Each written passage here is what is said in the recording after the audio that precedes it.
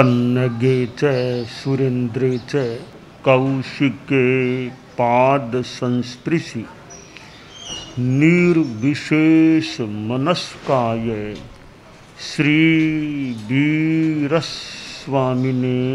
नमः। आरहत वाङ्मय में कहा गया है,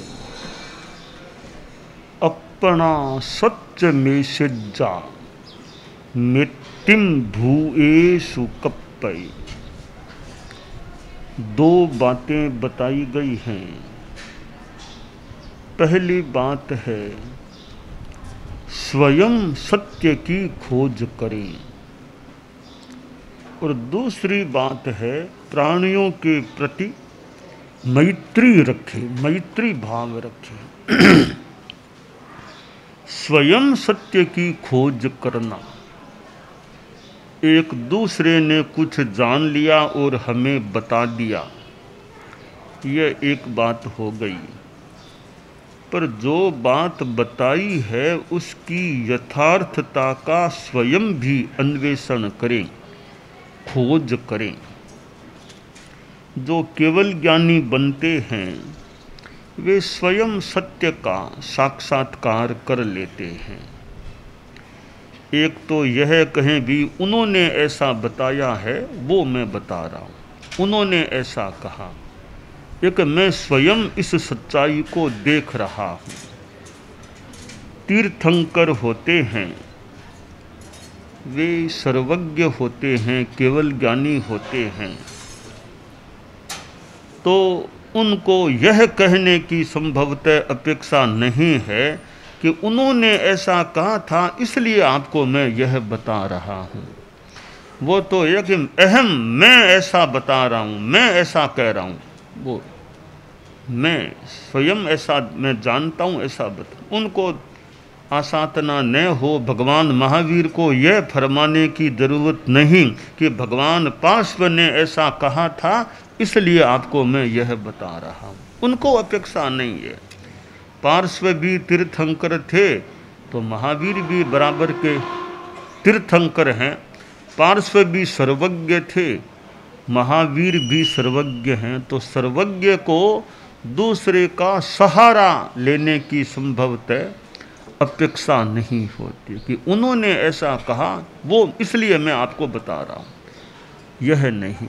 क्योंकि स्वयं सत्य की खोज कर ली या स्वयं सत्य को प्राप्त हो गए हैं।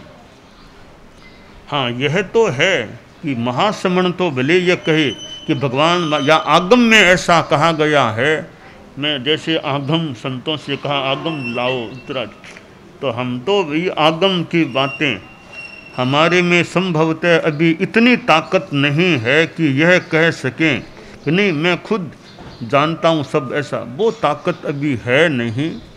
हम तो इस माने में मानो आगमों के या जो भी उनके सहारे पर कई बातें बता रहे हैं, और कोई कोई बात व्यवहार की भी मैं ऐसा कह रहा हूँ कोई कह भी दें। पर तीर्थंकर को संभवतः कहीं भी सहारा लेने की ज़रूरत नहीं कि उन भगवान ने ऐसा कहा इसलिए मैं यह कह रहा हूँ। तो स्वयं सत्य का साक्षात्कार करने का यह महत्व है। फिर दूसरे का मानो अवलंबन लेने की ज़रूरत नहीं पड़ती। तो स्वयं सत्य खोजे। एक वैज्ञानिक स्वयं सच्चाई को खोज लेता है, जान लेता है कि यह बात ऐसे है। परंतु एक वैज्ञानिक जो खोज करने वाला और एक सार्वज्ञानिक जो सर्वज्ञ है, वो तो बहुत बड़ा ज्ञानी या सर्वज्ञानी हो जाता है। तो खैर सर्वज्ञ होना तो दूर की बात है, हम सामान्य व्यवहार की दुनिया में भी स्वयं यथार्थ को समझने का, स्वयं ज्ञान करने का प्रयास करें। स्वयं का ज्ञान स्वयं के पास हो तो बढ़िया है।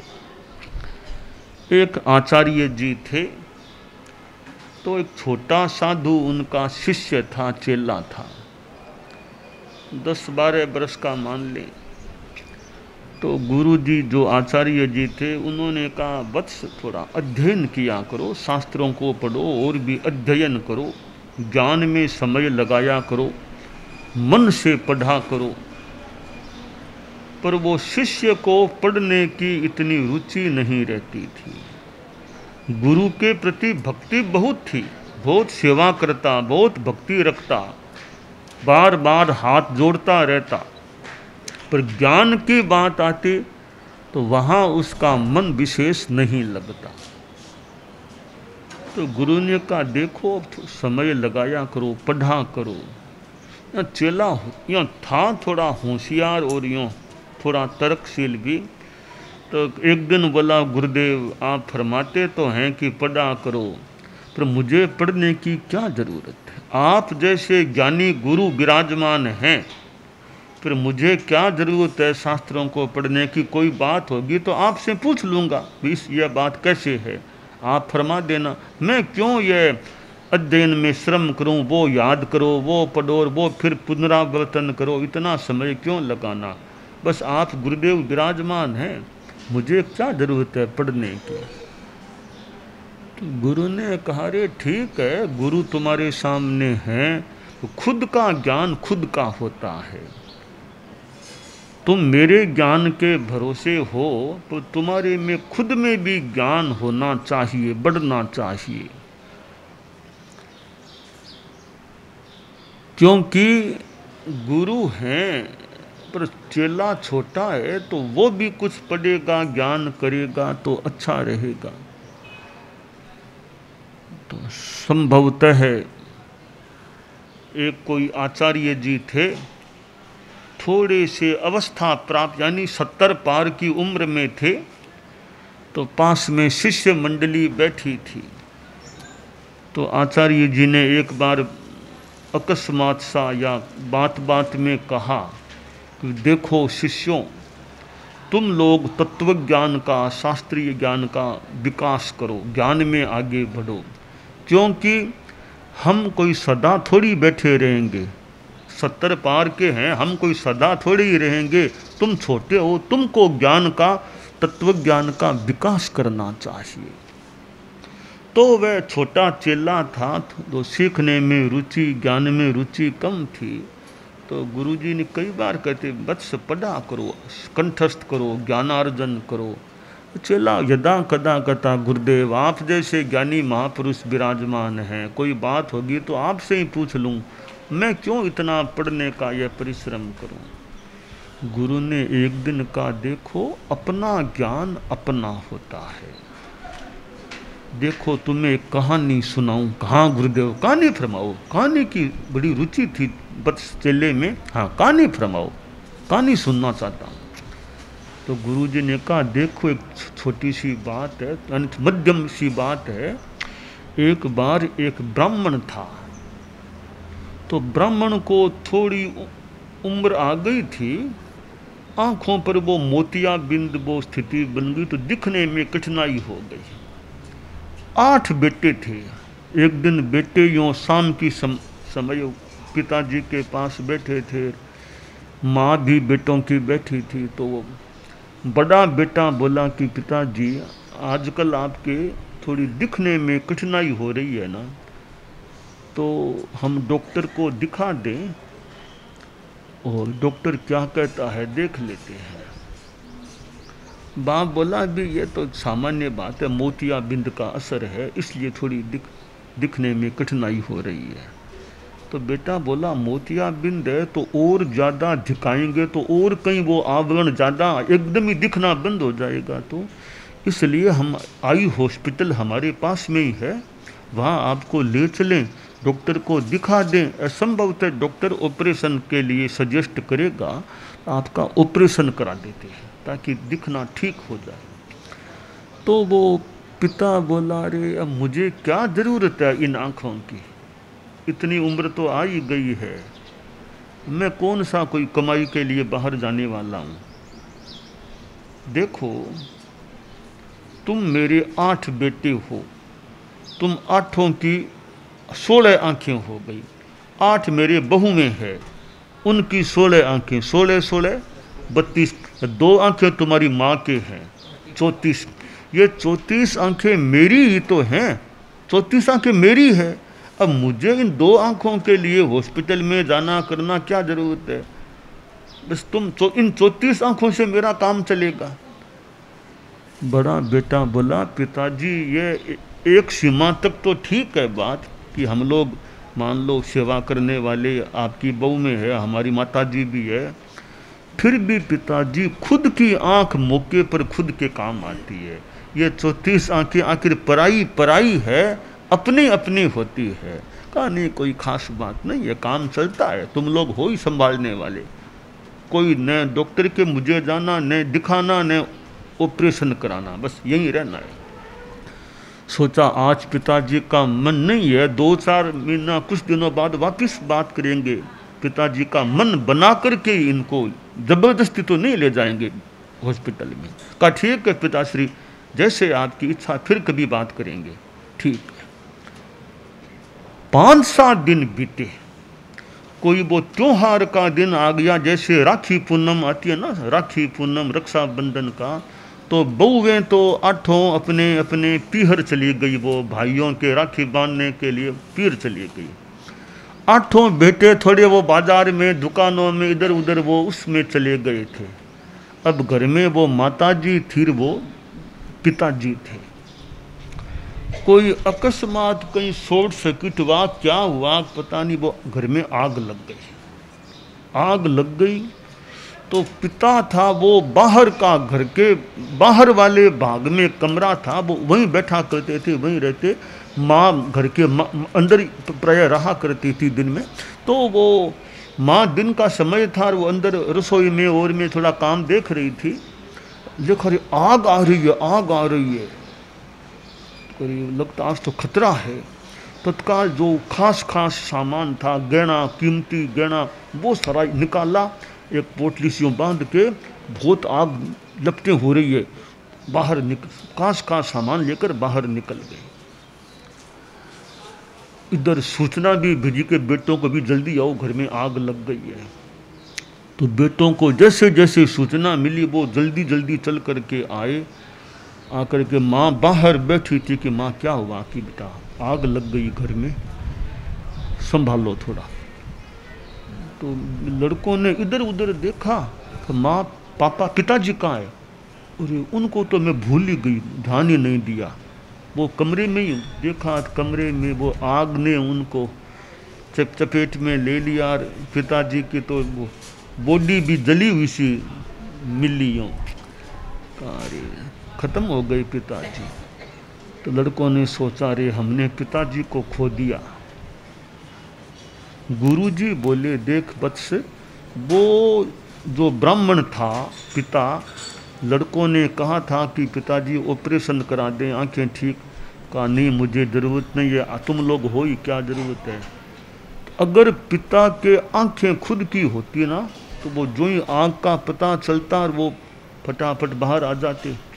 चलने की क्षमता ठीक की थी बाहर, पर आंखें बिल्कुल रोशनी नहीं रही, इसलिए उनको जलना पड़ा, मौत के मुंह में जाना पड़ा। इसी प्रकार जैसे खुद की आंखें मौके पर खुद के काम आती है ना, खुद का ज्ञान भी मौके पर खुद के काम आता है। इसलिए खुद को पढ़ना चाहिए। चेले ने कहा गुरुदेव अब से मैं पढ़ना शुरू करने का भाव है, आप जो निर्देश देंगे वैसे याद करना पढ़ना करना करूँगा ताकि मेरा भी ज्ञान बढ़े। तो अपना सत्य में से जा, स्वयं सत्य को खोजें, स्वयं ज्ञान करें।